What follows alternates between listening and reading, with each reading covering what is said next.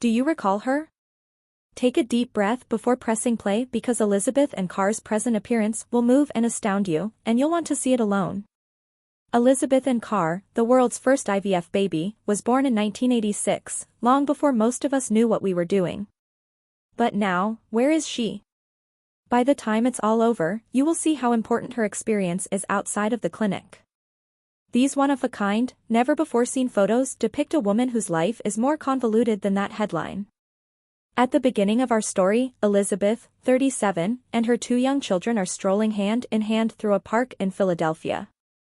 With a bright smile and a breezy sundress, she appears calm and grounded in this adorable picture. The early IVF pioneers' hope of happy, healthy families was achieved outside of the lab, as evidenced by the playground enthusiasm surrounding Elizabeth's appearance.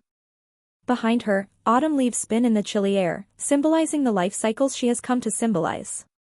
Then, in her hometown's historic library, Elizabeth is shown signing copies of her recently published memoir, First of Many, A Life Beyond Science.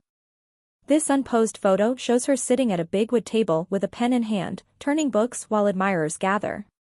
Tall bookcases with medical information, literature, and poetry that shaped her viewpoint sit behind her. She now combines the polish of her early press appearances with the composed assurance of a writer who has taken charge of her story. People who have followed her since she was a baby are now amazed by her adult achievements. In the third picture, Elizabeth stands on a university graduation podium and collects an honorary degree in biological ethics. She smiles at the audience while wearing academic robes, acknowledging the ridiculousness of being a medical pioneer who is now an advocate leading ethical discussions in reproductive technology. At this critical juncture in her life, she transformed from a victim to a thought leader. But the real emotional core is revealed in the fourth picture, which shows Elizabeth working in the reproductive clinic where she was born. Wearing a lab coat and scrubs, she kneels next to a distressed patient pair. The sound of incubators and the spotless walls are overpowered by Elizabeth's empathy. It is a poignant reminder that part of her life's work is to lead others through the same doors that once signaled the start of her own journey. Insiders claim that Elizabeth's choice to work with the clinic was driven by gratitude and responsibility. Having seen medical experts transform hope into reality, she wanted to actively honor that tradition. Her presence has come to symbolize hope, a genuine connection between personal goals and scientific advancements. Elizabeth addresses a group of patients and researchers at an IVF symposium in Berlin in the penultimate scene. She urges the field to give patient voices greater weight in her address, which blends aspects of a manifesto and biography.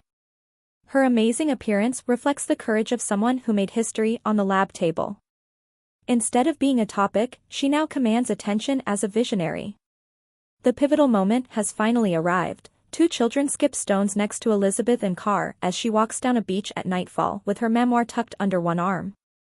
She stops and looks out at the boundless horizon, her hair shimmering in the golden light and her eyes full of gratitude and resolve. That one frame encapsulates her whole unsung narrative: medical milestone, spouse, mother, champion, and author. The countless futures she has influenced characterize her extraordinary life, not the headlines. If you were moved by Elizabeth Anne Carr's incredible story, please click like and subscribe for more stories of extraordinary people. Don't miss our next in-depth look at the people who changed the world by ringing the bell. I appreciate you viewing, and here's to all the lives that start with hope and develop into worthwhile pursuits.